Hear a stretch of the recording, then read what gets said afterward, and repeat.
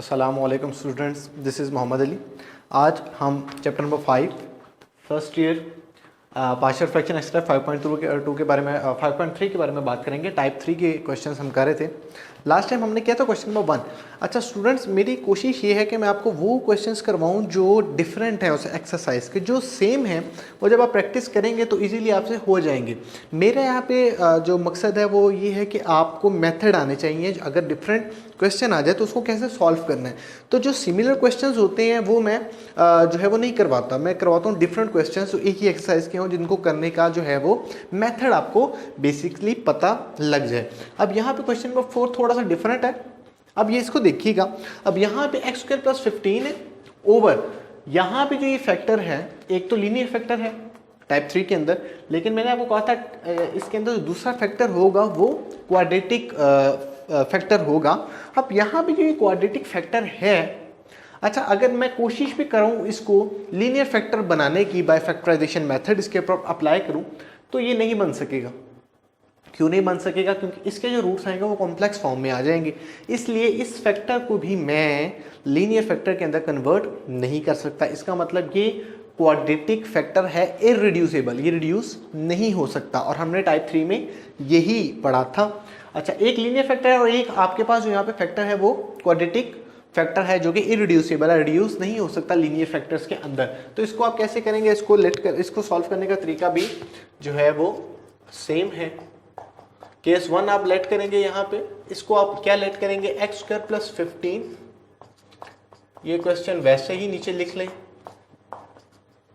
Is equal to ए। चूंकि ये quadratic है इसलिए इसके जो हम लेट करेंगे कॉन्स्टेंट्स या कोफिशिएंट्स ए एक्स प्लस बी की फॉर्म में इस तरह होंगे, और इसको आप इसके नीचे लिखेंगे प्लस सी। चूंकि ये लीनियर फैक्टर है इसलिए इसका सी ए की कांस्टेंट आएगा। इस पूरे को नाम आप दे देंगे क्वेश्चन नंबर 1 का। केस 2 में आप मल्टीप्लाई करेंगे इस फैक्टर को बोथ साइड्स पे,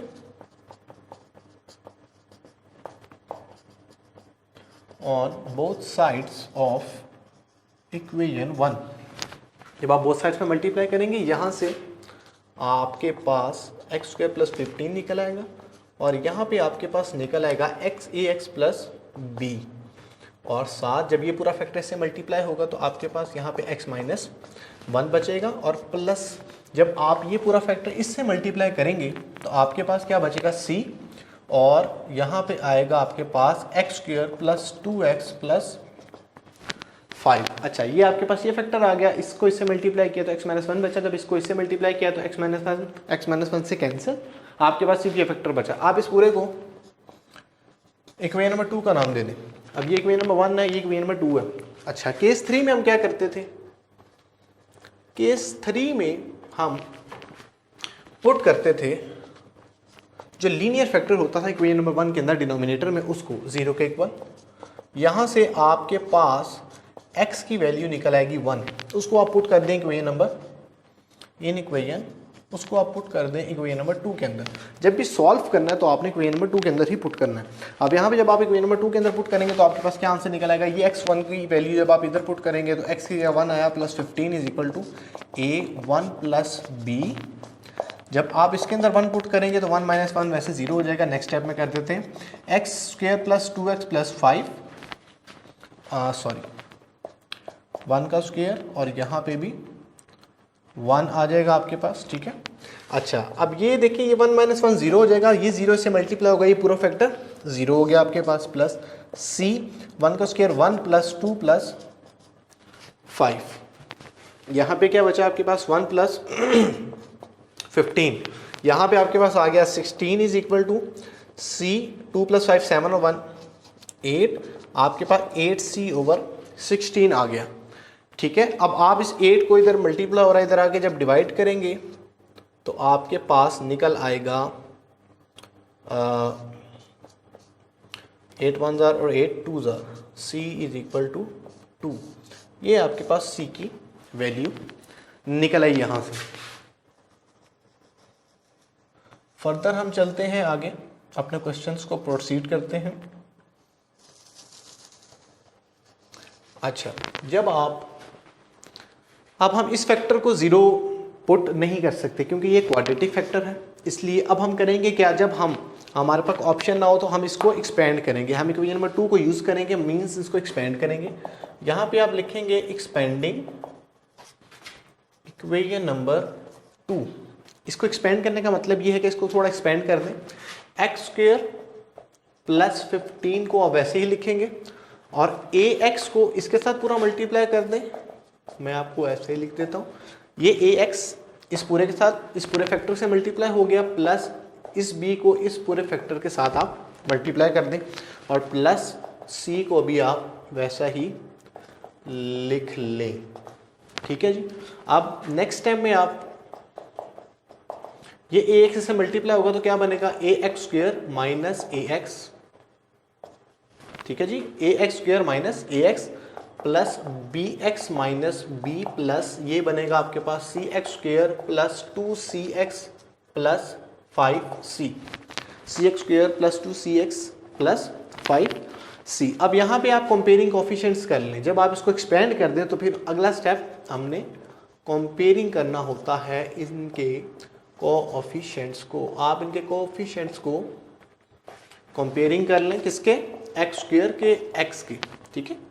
अच्छा, आपके पास यहाँ से क्या निकल आएगा, पहले आप एक और स्टेप यहाँ से देख लीजिएगा। पहले एक्स स्क्वायर के साथ जो आ रहा है उनको कॉमन ले लें, इसके अंदर से आ रहा है और इसके अंदर से, इसको नाम दे दें a प्लस सी का।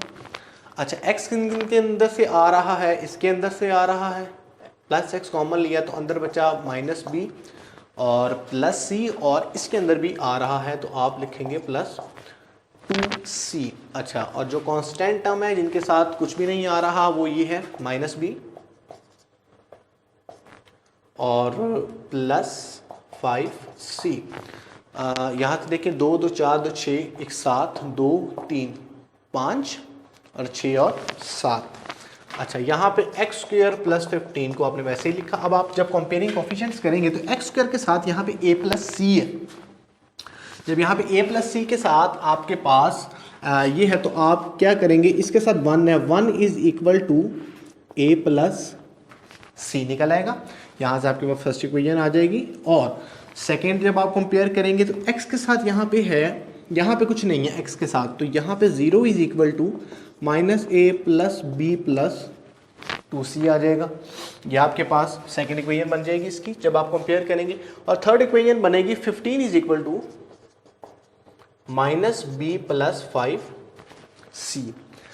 अच्छा, यहाँ पे हमारे पास c की वैल्यू निकल आई है। अगर हम इस c की वैल्यू को इसके अंदर पुट कर दें, ये देखिएगा, इस c की 2 को अगर आप इधर पुट कर दें, c 2 था, c की जगह 2 पुट कर दिया ये वाला, तो आपके पास क्या निकला, 2 को उधर ले जाए क्योंकि a की वैल्यू निकालनी है, a को अकेला करना पड़ेगा।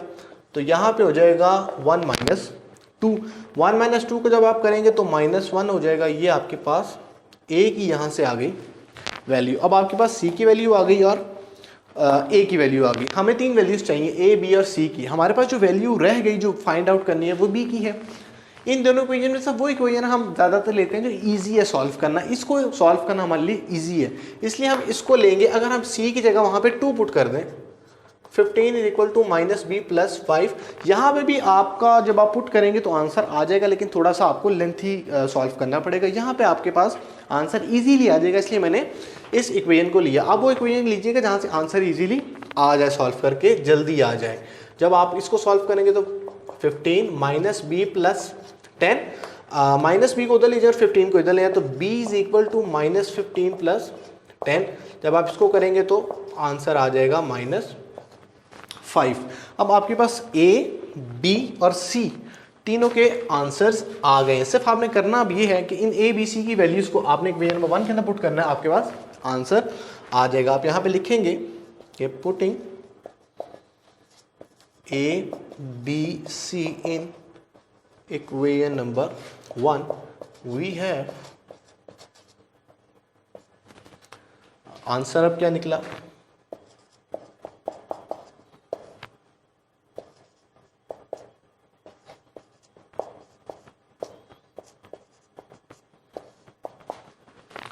a की जगह पुट करेंगे -1 और b की जगह पुट करेंगे -5 over x square plus 2x plus 5 और प्लस सी की जगह पुट करेंगे ये वैल्यू 2 ओवर x माइनस 1।